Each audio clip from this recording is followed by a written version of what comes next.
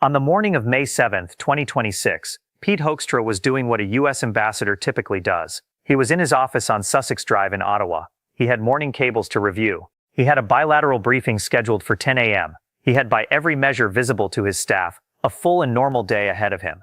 At 9:07 a.m., a Canadian government courier arrived at the embassy gate. He was carrying a sealed envelope. Inside that envelope was a document. 3 sentences, 1 signature, 1 timestamp.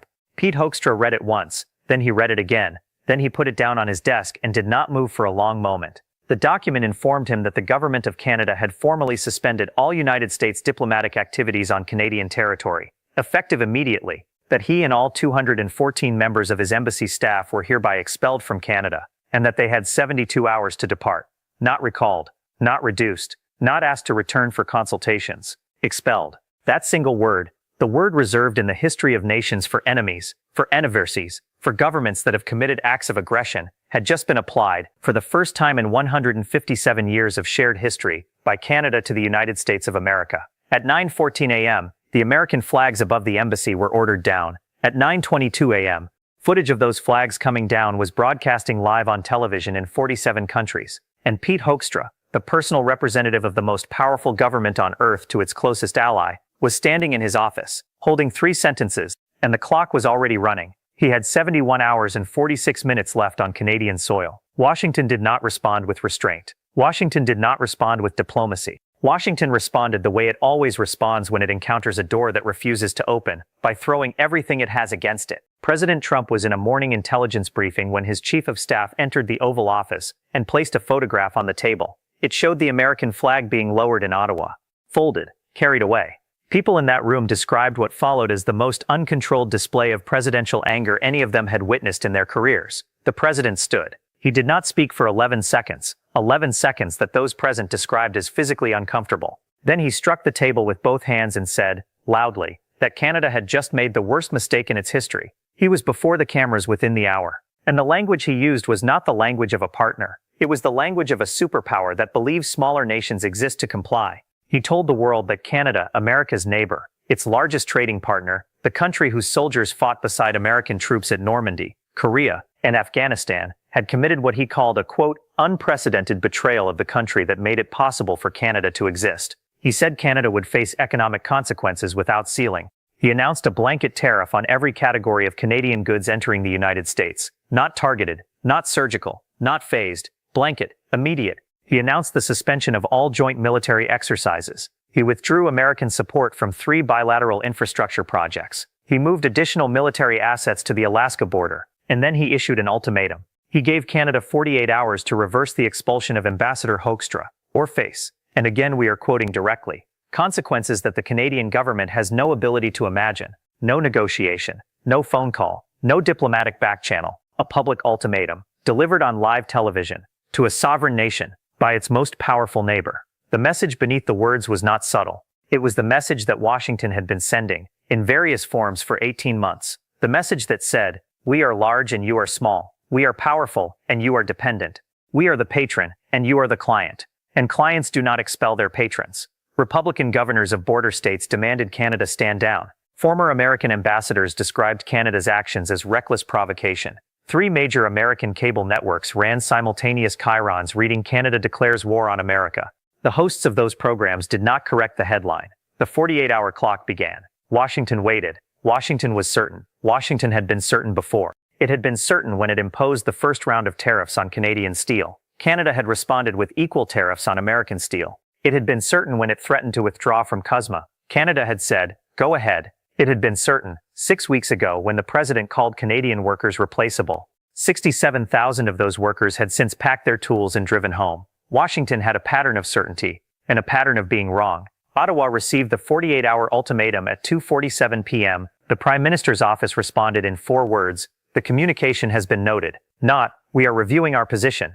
Not, we are open to dialogue. Not, we urge restraint. 4 words that, in the vocabulary of international diplomacy, translate to a single unmistakable meaning. We have nothing further to say to you on this subject. Mark Carney appeared before the cameras at 4 p.m. He was alone, 1 Canadian flag behind him, no teleprompter. He looked like a man who had spent 16 months building toward this moment, and was entirely at peace with having arrived at it.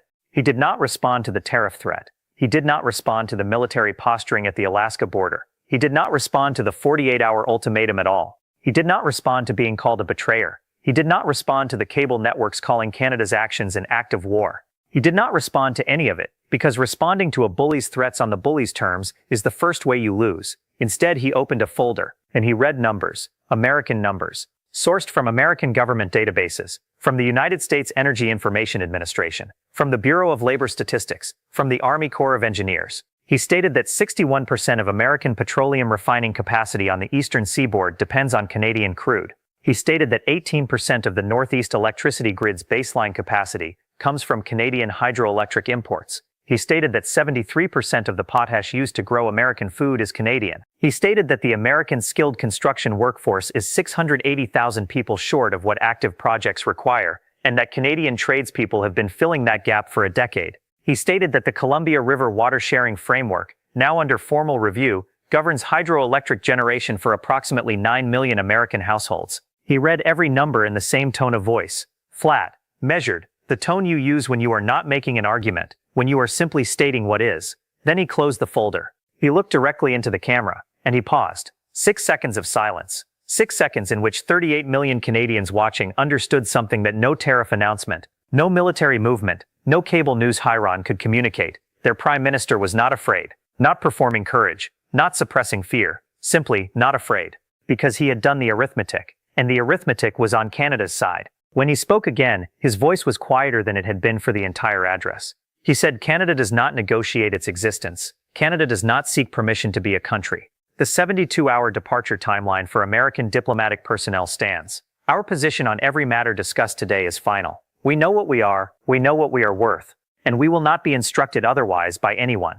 44 words, no anger, no triumph, no theater. The tone of a country that has decided, with full knowledge of the cost and complete acceptance of the consequence, that it will not move. In Washington, the 48-hour clock was still running. In Ottawa, the packing at the American embassy had already begun. And somewhere on the road from Ottawa to the United States border, Pete Hoekstra was driving home, permanently. To understand Tuesday, you have to go back 18 months. Because what the world witnessed in Ottawa was not a crisis, it was a detonation. And detonations require fuses. This fuse had been burning since the first week of the second Trump administration, when the president made a statement that seemed like political bluster but was in fact a declaration of intent. He said Canada was not a country. He said it was a territory that existed at American discretion. He said, and we are quoting directly, that absorbing Canada as the 51st state was not a question of if, but of when. The analysts in Washington called it negotiating theater. The experts on cable news called it bluster. The markets barely flinched. Mark Carney said nothing. He returned to his office, closed the door, and began building what his senior advisors would later call off the record, the architecture of departure. Over the next 16 months, several things happened quietly. So quietly that Washington missed every single one of them. Canada signed a new bilateral energy framework with the European Union. A framework that, buried in its annexes, contained a clause allowing Canada to redirect up to 40% of its oil sands exports from American refineries to European terminals, with 30 days notice and no penalty clauses. The American refining industry, which depends on Canadian heavy crude for 23% of its total input, did not notice this clause. Or if it did, it said nothing. Canada signed a military logistics agreement with the United Kingdom and Australia, an agreement that, for the first time in Canadian history, pre-authorized the deployment of Allied forces to Canadian Arctic installations without requiring American notification. The Pentagon did not flag this. Or if it did, it was not escalated. Canada began restructuring the terms of the Columbia River Treaty, a treaty that has governed water sharing between the two nations since 1964, a treaty that controls water flow to 40% of the Pacific Northwest's hydroelectric capacity. The renegotiation was public. The implications were not discussed in any American policy forum of record. And then, 6 weeks ago, the match was struck. At a press conference following a meeting with American energy executives in Houston, President Trump was asked about the bilateral skilled labor agreements that allow Canadian tradespeople to work on American industrial projects. His answer lasted 4 minutes. It contained 3 words that would define the next 72 hours. He said Canadian workers were overrated. He said they should be grateful. He said they were replaceable. Those 3 words, overrated, grateful, replaceable, traveled 3,000 miles north in approximately 4 seconds via broadcast satellite. They landed in the office of the Prime Minister of Canada. And they were, in the judgment of people who were in that office when the monitor carried the image of the President of the United States saying them, the last words that Mark Carney needed to hear. Because here is what Washington did not understand, had never understood, and what the Tuesday morning events made catastrophically clear: they will never be allowed to misunderstand again. Canada is not a trade relationship. Canada is not a security arrangement. Canada is not an administrative buffer zone on the northern border of the American economic empire. Canada is a country, with a history, with a military identity forged at Vimy Ridge and Juno Beach, with an economic structure that is, in several critical categories, not dependent on the United States, but that the United States is profoundly, structurally, and in some cases irreversibly dependent upon. And the man standing in that Ottawa office, who had spent his career as one of the most sophisticated monetary economists in the Western world, had spent 16 months building a very precise document, a document that proved all of that, in numbers, American numbers, from American government databases. The word replaceable was the trigger, and the trigger had just been pulled. At 9:07 a.m., Ottawa time, 7 minutes before the flags came down, Prime Minister Mark Carney convened an emergency session of the Canadian Cabinet. The session lasted 22 minutes. In those 22 minutes, the Cabinet ratified 4 decisions that had been prepared, in complete secrecy, over the preceding 6 weeks. Decision 1. The suspension of all diplomatic activities at the United States Embassy in Ottawa. All U.S. diplomatic personnel, 214 individuals, were to be given formal notice of expulsion within the hour, and required to depart Canadian territory within 72 hours. Decision 2.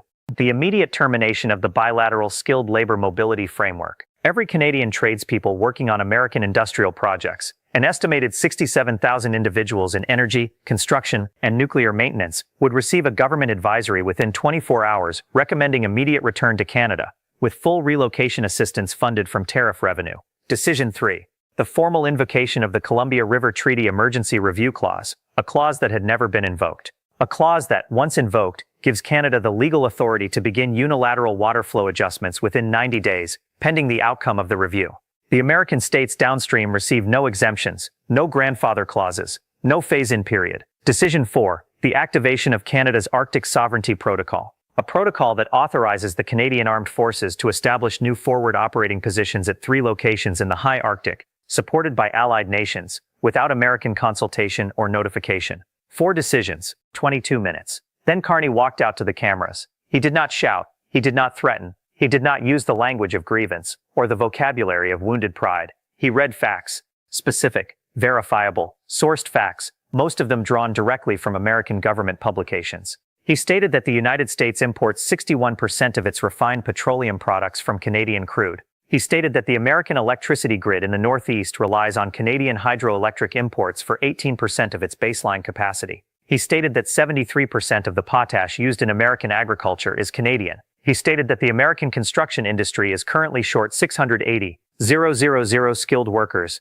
and has been recruiting Canadian tradespeople to fill that gap for the past decade, because the domestic certification pipeline is insufficient. He stated these facts without editorial, without inflection, the way you state the boiling point of water. And then he paused. The pause lasted 6 seconds. 6 seconds of silence on live national television, broadcast to 38 million people. The kind of silence that is not empty. The kind of silence that is full of something the audience cannot quite name but feels physically in the chest. When he spoke again, his voice was quieter. The president called our workers replaceable. We respectfully invite him to replace them. The invoices for what he cannot replace will arrive on schedule. 19 words, spoken without anger. Spoken with the flat, unemotional precision of a central banker announcing an interest rate decision. But those 19 words were not a statement. They were an arithmetic problem. And America was about to find out it did not know how to solve it. The markets responded before the press conference had ended. By 10:30 a.m., Ottawa time, the Dow Jones Industrial Average had dropped 847 points. The Canadian dollar had risen 2.3% against the US dollar, its largest single morning gain in 11 years. Crude oil prices spiked $6.40 per barrel on the news that Canadian supply chains to American refineries were under review.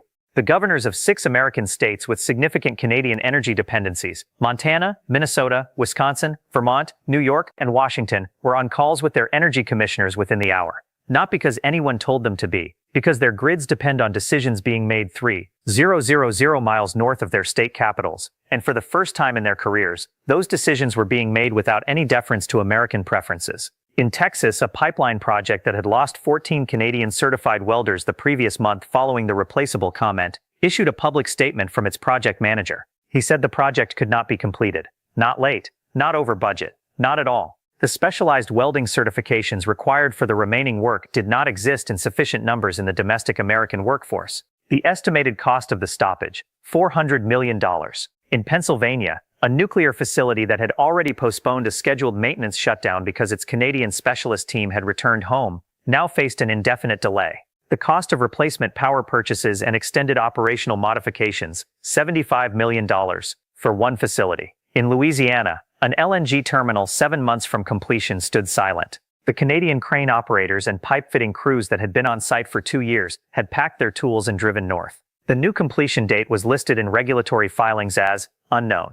A construction industry analysis released by mid-afternoon put the aggregate cost of Canadian worker departure across all affected sectors at a projected $8.30 billion within 12 months, if the bilateral labor agreements remain suspended. $8.3 billion.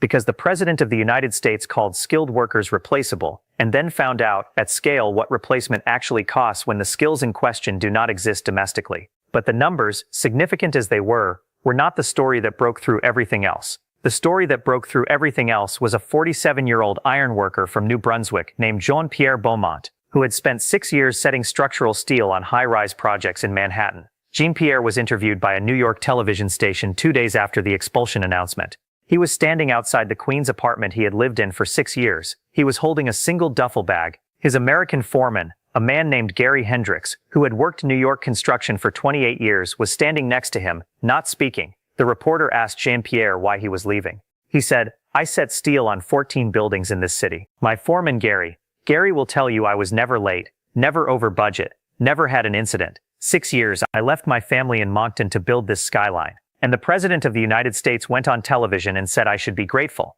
I am not grateful. I am a craftsman. Grateful is what you feel when someone gives you something you didn't earn. I earned every inch of every beam I ever set, so I am going home." He said he could replace me. "The building on 57th Street is still waiting. Let him try." Gary Hendricks said nothing. He put his hand on Jean-Pierre's shoulder. They stood there for a moment. Then Jean-Pierre picked up his bag, got in a car and drove toward the Lincoln Tunnel. The clip was viewed 41 million times in 18 hours, not because of the politics, not because of the trade figures, because of what Gary Hendricks's face looked like when his best worker walked away. That expression of a man who understood the scale of what had been lost is not something any tariff announcement can produce. It is the expression that lives at the intersection of policy and consequence, where the numbers stop being numbers and start being people. By Wednesday morning, the NATO Secretary General had issued a statement describing the situation as a matter of alliance cohesion. 3 European foreign ministers had contacted Ottawa to express support. Mexico had issued a formal declaration supporting Canadian sovereignty. The G7 Secretariat had called an emergency session. Inside the White House, the response was not measured. Sources described the president as, in their words, volcanic. He was reported to have struck a table in the Oval Office with both hands when shown the footage of the American flag being lowered in Ottawa. He demanded options, military options, economic options. He used the word unprecedented 3 times in 11 minutes, which his advisors noted privately was ironic, because the incident that had provoked Canada's response had also been described by the same man as precedent-setting. The president went before cameras that afternoon. He called Canada's actions, and we are quoting directly, a betrayal of historic proportions. He threatened tariffs he described as beyond anything they can imagine. He said the Canadian people would feel consequences they had never experienced before. He did not mention the 61% crude dependency. He did not mention the hydroelectric grid. He did not mention the 680,000 missing workers. He did not mention the $8.30 billion. He did not mention the Columbia River. In Ottawa, Carney's office released a single sentence in response to the president's press conference. We note the statement. The 72-hour departure deadline for U.S. diplomatic personnel remains in effect. 22 words, no emotion, no escalation. The sentence of an institution that has already made its calculation and is simply waiting for the arithmetic to settle. Let us bring in a framework that clarifies what we are actually witnessing. There is a distinction understood by every serious student of international relations between conflicts of interest and conflicts of identity. Conflicts of interest have prices. When two nations fight over tariff rates, over market access, over the terms of trade agreements, there is always a number. A number at which both sides can say, this deal is better than continued conflict. The deal might be painful. It might take years, but there is a number. Interests are, by their nature, fungible. They can be traded, they can be restructured, they can be compensated. Conflicts of identity have no prices. When one nation tells another nation that it does not deserve to exist, that it is a parking lot, a territory, a client state, A collection of replaceable workers who should be grateful for the privilege of building someone else's country. It is no longer making a trade argument. It is making an ontological argument. It is saying, you are not real. You are not sovereign. You are a fiction that we maintain at our convenience. And identity, once attacked, does not respond the way interests respond. It does not calculate. It does not moderate. It does not ask whether the economic cost of continued resistance exceeds the benefit of compromise. It responds the way an organism responds to an existential threat. Completely. Immediately. The President of the United States spent 18 months fighting a trade war with Canada. Tariffs on steel, tariffs on aluminum, tariffs on dairy, lumber, manufactured goods. And in each of those fights, Canada responded proportionately. Tariff for tariff, dollar for dollar. That is what interest-based conflict looks like. It is calibrated. It is manageable. Then he called 38 million people a territory. He called their workers replaceable. He suggested their sovereignty was a courtesy he could withdraw. He stopped fighting a trade war. He started fighting a dignity war. And dignity wars do not follow the same rules. The 9:14 a.m. flag removal was not proportionate to any specific tariff. The 22-minute cabinet session was not a calibrated countermove. The 6-second silence before 19 words. The iron worker from New Brunswick with his duffel bag on a Queens sidewalk. The clip viewed 41 million times. None of these things are trade policy. They are identity. And identity, as every leader who has ever tried to bargain with it has discovered, is the only force in human affairs that has no off-ramp. People will sacrifice money for identity. They will sacrifice comfort for identity. They will sacrifice careers, relationships, and safety for identity. Because identity is not something you have, it is something you are. And when you are told that what you are is illegitimate, you do not negotiate, you act, and you keep acting, until the insult is retracted, or until there is nothing left to act with. As of this evening, 214 American diplomatic personnel are packing their belongings in Ottawa. The 72-hour clock is running. The Columbia River Review has formally begun. 67,000 Canadian tradespeople have received their government advisory. Projects across 6 American states are standing still. The president has threatened consequences. Canada has noted the threat and continued packing. The question before the world right now is not whether Canada will back down. The events of Tuesday morning make clear that Canada will not back down. The question, the only question, is whether there is anyone in Washington capable of understanding the difference between a trade dispute and a dignity war, and whether they can make that understanding count before the 72 hours are up, and the most important bilateral relationship in the Western Hemisphere becomes, in the precise and unflinching language of Carney's 11 words, formally and permanently over. History does not record what was said in the moments before irreversible decisions. It only records the decisions themselves. What you just watched is not a story about trade policy. It is a story about what happens when the most powerful nation on earth confuses the ability to intimidate with the ability to replace and finds out at a cost of $8.30 billion and counting that those two things are not the same. The question I want you to sit with: if Canada, America's largest trading partner, its closest military ally, the nation that shares the longest undefended border in human history, can reach this point in 18 months, which relationship is safe? Tell me in the comments. And if this analysis gave you something the headlines didn't, hit the subscribe button, because tomorrow the clock runs out. And this story is far from over.